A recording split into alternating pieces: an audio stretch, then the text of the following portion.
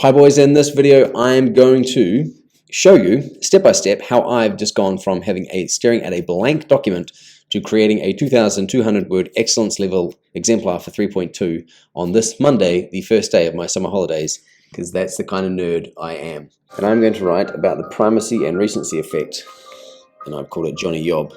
Yeah, my dad used to call me Johnny Boy, so this is my alias. So the study I'm writing about, so the first step is what I need to do is figure out a plan, and I've already done that based on the marking criteria. So I'm going to just copy and paste over here my plan. I've given it a title, my name. I'm going to write introduction last, introduction, conclusion. Alright, so the first thing I'm going to put here is I need to summarize the study. So now this just requires me to read the original article, which I think I've got somewhere here. Alright, so I'm going to be reading through this, making some notes, and then summarizing the methods. Okay, so it took me, what was that, maybe 15-20 minutes. I read through my original study article, and I've made some notes here. Context, a bit of background information, they always include that in the introduction. The aims in my study actually had 2 experiments. I was so confused by the first one. And I've read the study before, and I've read it in many textbooks. I've written about it in textbooks. But the methodology of this first experiment absolutely blew my mind. Let me just give you one little snippet. Parallel to the 2S and 3S conditions were the 2P and 3P conditions. 2P, each word presented twice in succession, all at a 3-second rate. 3P, each word presented 3 times in succession, all at a 3-second rate. A new word, however, appeared only every 3, 6, or 9 seconds. Since the number of different words in each list was always the same, the total time taken to present a 2P and 2S list was the same. Similarly, the time taken to present a 3P, blah, blah, blah, blah, blah, blah. Alright, I didn't understand experiment 1. I understood experiment 2. So I'm not really going to write about experiment 1, I decided. I'm just going to focus on experiment 2 because I can understand it. And that's absolutely okay for you to do the same thing. What you might want to do as well for you is find a summary of the study that you're writing about in a textbook if you don't understand it. Okay, so you can find, or on a website, you can find a secondary summary. But make sure after you understand it in a secondary source, you come back and then try to make sense of it in the original. So if I really tried, I can understand what's happening in these experiments because I've read about them enough and I have read the study enough. So that's one strategy. So now I have my notes of my aims, methods, results. I'm now going to try to write them out in a more sensible order. Alright, checking back in. So I've taken my notes and I've written it out. This took what?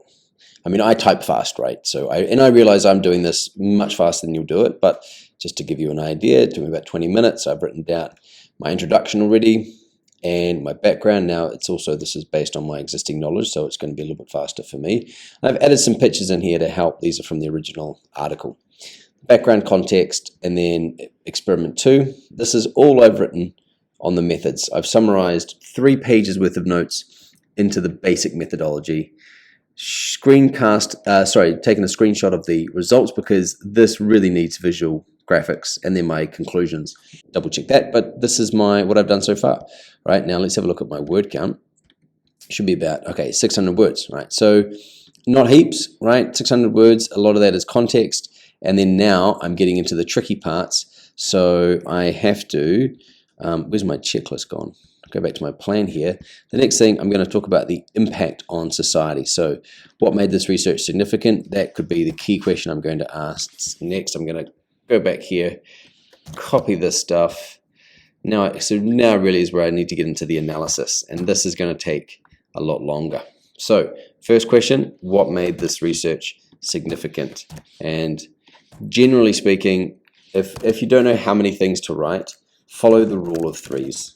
All right, the rule of 3s is great. You've got enough examples to show that you understand it completely, but you're not going overboard. So what made this research significant? I'm looking for 3 things. Impacts on society. I'm looking for, you guessed it, 3 things. It continues to be significant. Now that's going to be trickier. I'm going to aim for 3. Don't know if I'm going to get there. Right, references to theories, concepts, or studies. That's what I'm going to talk about with my multi-store model. Yeah. All right, so I'll check back in, and after I've done this part here, what made this research significant? All right, so the next step for me was just, right now I've written about my study, and I've got the key things I need to write about here. What made this research significant? I've tried to come up with 3 bullet points. The impacts on society, tried to figure out and done a little bit of research, found a few bullet points. Why does it continue to be significant? I don't know if I can put 3 things in here. Been talk about the significance of the methodology, issues, and validity. And I've just written down a few notes here. So I think it's really important, that if you can do some planning and find some things first, if you know them, and do a little bit of research, and breaking it down into these separate sections can be helpful as well. So this is what I'm going to do, and now I'm going to start writing. All right, so we're, about an hour and a half later, and I've done a few jobs in between, summarized my study. And what I found when I was going through my checklist was actually there was a lot of overlap, so I rearranged the order quite significantly, which is also why I always like any assessment I get you to do, I always like to do it myself so I can see where the tricky parts are. Impact on society, why is this study significant, right? So I talked about the immediate impact it had, right? And that's, I think, the best way to begin here. I talked about the immediate impact where in 1966 this was studied, and then the reason I chose this study was because it linked to the multi-store model, which is a very famous theory of memory. And that was like the first influential reason why I chose this study. Now, the impact, what was the impact on ongoing significance? So I kind of found that this is sort of one and the same. You have to talk about the ongoing significance of the study and also its impact. So if it's got impacts that have happened well after it's been studied, well then the two of the same thing, right? So anyway, I talked about education. Now, the role of rehearsal and primacy and recency obviously has applications in education, and I just found a couple of blog examples here of people using this theory to promote different ideas in education. Found this really interesting study, and you look at marketing, right? So if you think about this idea is we remember things that early in the list if we hear them, and I thought, well, surely that has to influence marketing. And yeah, they did this study on Super Bowl commercials, which I'll let you read, but that's one application and implication and impact of the primacy and recency effect. That's important here, and this has important implications for not only companies but also those people selling advertising. And then I found another study that links it to how we click on stuff. Now, just a little note here, I've followed my rule of 3s, right? Education, marketing, and media, and always start with your strongest impact first, right? You start with your best point, your second best point, and any weaker points can go in number 3. Then I just had this little part here, but is it a positive or a negative impact? Because you have to get excellence, talk about, is it positive or negative? And actually, I don't think it is one or the other. I just disputed and debated both of the positive and negative impacts so like you could look at it either way. And so I discussed that here. Then finally, we get to the significance of the methodology, issues, and the validity of the findings. So all of these underlined points here, and you can see I'm using headings and subheadings, but you don't have to, but it makes sense to me to do it.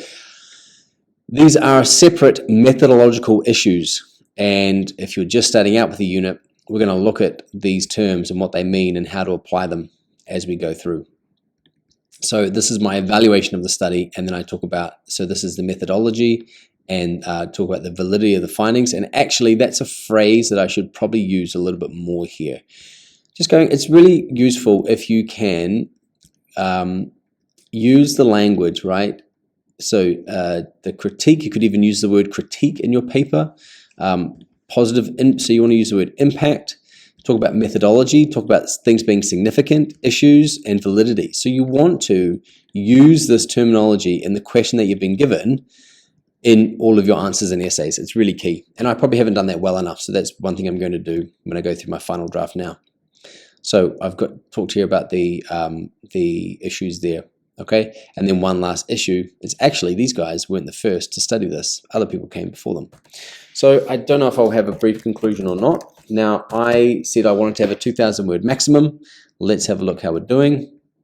2,200. Right, when you next see me, I'm going to take out 200 words of this and see if I can still maintain my quality, because I want to keep a 2,000 word maximum firm word limit on this assignment. Okay, let's see if I can do it. Right, well, I can't figure out how to reduce my word count. So, in that case, what have I got? I've got my tools, my word count is 2,200, and so I will give you 2,500, okay? Now, that's going to include references. Let me now show you how I do my references. So, as I've been going, I've been putting in my in-text citation, so that was APA because it didn't have an author, and I hyperlinked the source there. So now I'm going to easily just go down here and copy and paste all those places where I got sources from, and I'm going to just copy these. So it's really important you do your in-text citations as you go, right? This is what I mean by in-text citations. Many of you like footnotes, that's fine. I'm not a massive stickler for the format that you use, but definitely you need to cite your sources, all right? That's really key. So I'll come back to you when I've got this organized, but you see what I'm doing here, and then when you come back. So what I'm going to do from here is go now to the original source. So like Lee et al., I'm going to go there to the original source, and I'm going to get the full citation. So the citations PDF, where does it say? Hopefully somewhere here it says export citation. Okay, I can do that. There might be a track citation somewhere. How to cite, there we go, look at that. All right, so now I've gone and I got that, and I come back and I can put it there, right? And I just simply do that for all of my sources. All right, and now I've got my references. Okay, so I put them in alphabetical order. They're all here, and these are all referenced up above. Now, you'll see that some of my references is not perfect, but looks nice, looks formal, and the main thing is I've acknowledged where I've got the information. Do you know what? Classic A, B, C, E, F, G, H, I haven't referenced the original study. Let me do that now. All right, there we are. I've added in my glands and cunits, the original study that I am writing about. So let's see.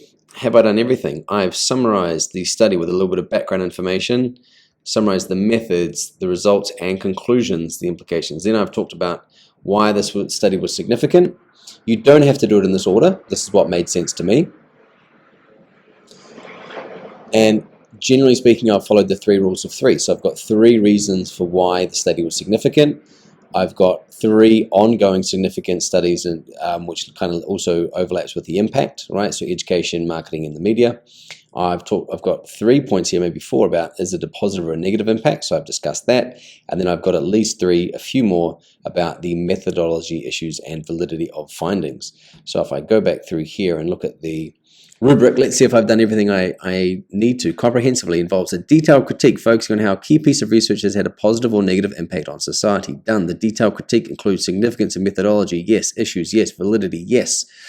And I've talked about, I have to also do the merit stuff, right? So I include descriptions of or references to psychological theories, yes. I talk about the multi-store model. Other studies from published works, yes. I talk about the Super Bowl study. I've talked about it's had an on... this continues to be significant because it's methodology of findings, yes, because I talked about the Super Bowl and education and in modern education. Okay, the research has had a demonstrable effect on the development of psychological theory, yes, multi-store model or psychological practice, and has had an impact on society. Right, cool, done and dusted, and there is my excellence exemplar, which you are free to read, which does everything I need to, and I've got a better understanding of myself for the assessment and how best I can help you with it. And what time to start this? About 10 a.m. There we are, about 3 hours, give or take. So there we have it.